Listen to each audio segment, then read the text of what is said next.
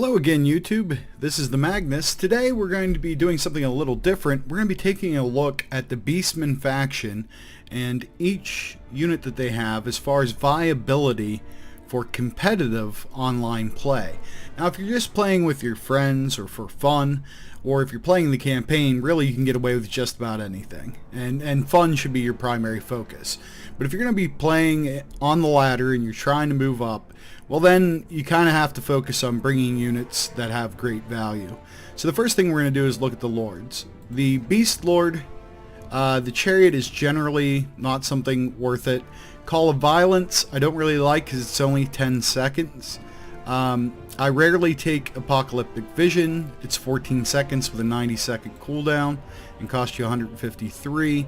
And Deadly Onslaught, again, for 158, I don't like it. And as far as an item, the Horn of the First Beast is not a good value either. So for 1100, it's the cheapest leader you can get on the field if you strip him of all abilities and go with no mount, which is generally what I bring in my armies. Kazrak is pretty much a glorified Beast Lord. He has the same abilities on offer. His item is Scourge, 25 seconds, crazy cooldown.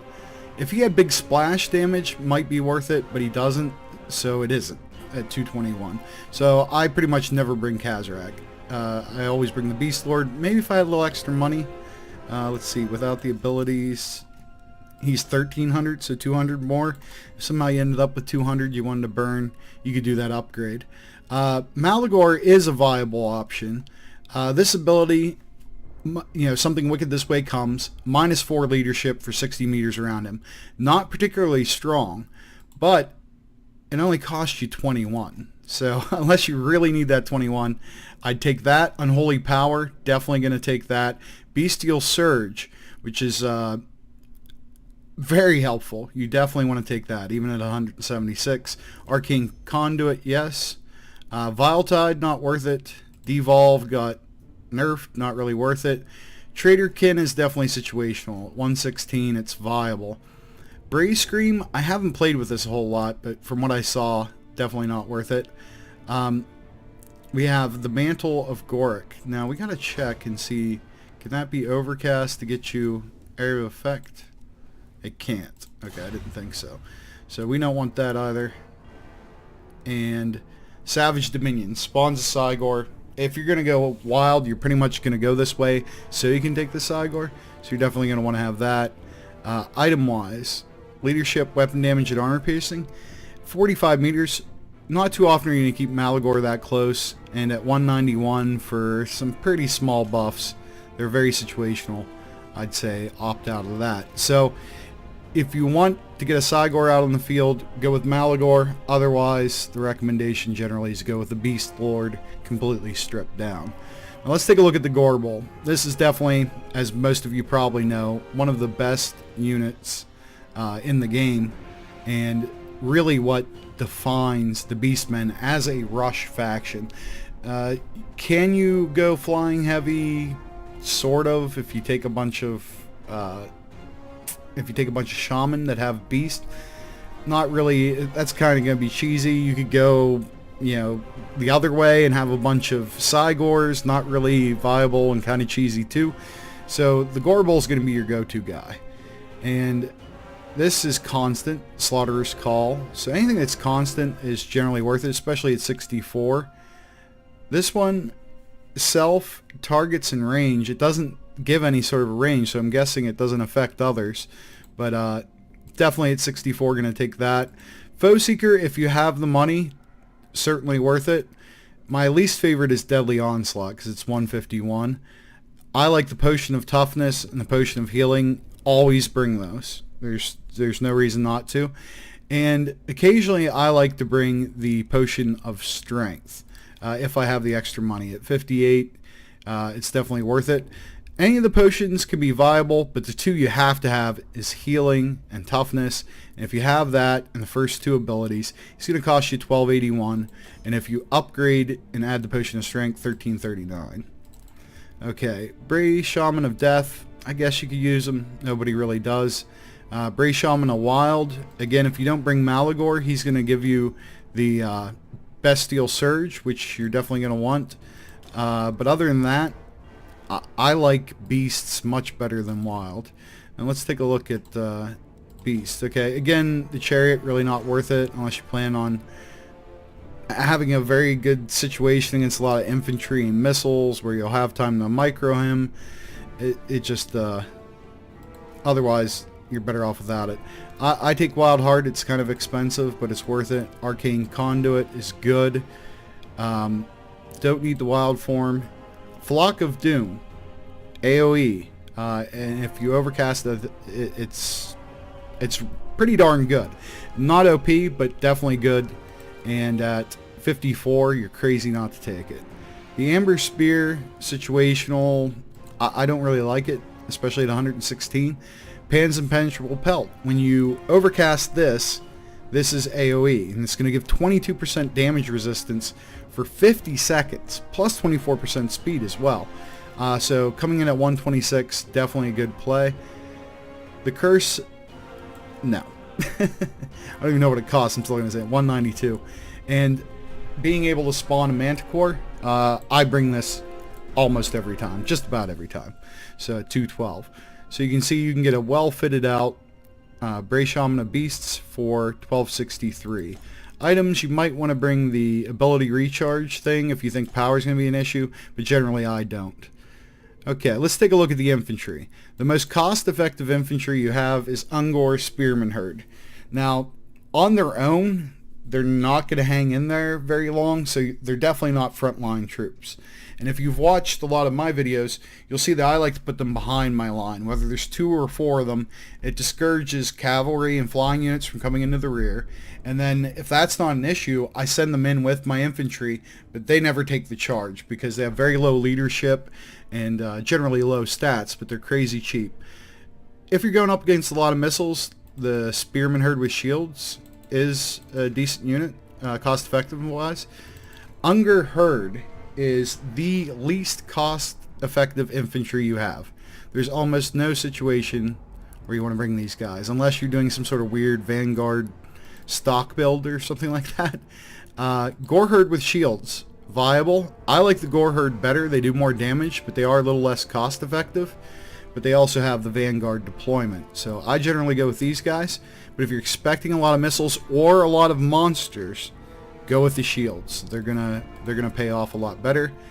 The Bestigor, pretty poor cost effectiveness, but you'll notice I use them a lot, and that's because they're really the only option you have if you want any staying power in your infantry, and you really need a couple of these guys to anchor your infantry in most situations. Their missiles are the Ungor Raiders, Vanguard deployment and stock. You know, not useful most of the time unless you're going with a very odd build that I haven't come up with. Overall, they're kind of meh. They're middle of the road, a little overpriced. They're not horrible though, and I think under certain circumstances they can be used. I've been trying to work them into my builds, and hopefully I'll have something on that soon. Regular Senegors, not good. Throwing axes don't have enough range, but they are fast, but generally not good. The Razorgore Chariot is, well, it's a chariot, so of course it's horrible. Really, the only thing you have here is the Senegors with great weapons. Very fast, serviceable damage.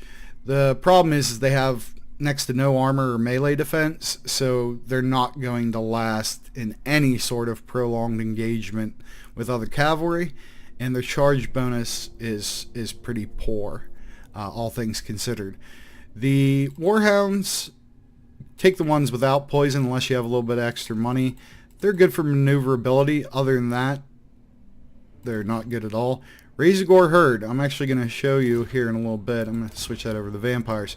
Just how terrible these guys are. They're horrible. Let's just put it this way. Actually, I don't need to show it. Fellbats will kill Razorgore Herd. Heads up. Don't believe me? Try it for yourself. They're horribly underpowered. I tried to play with them early on. I felt like they were some sort of a bridge between your cav and kind of like a chariot type deal.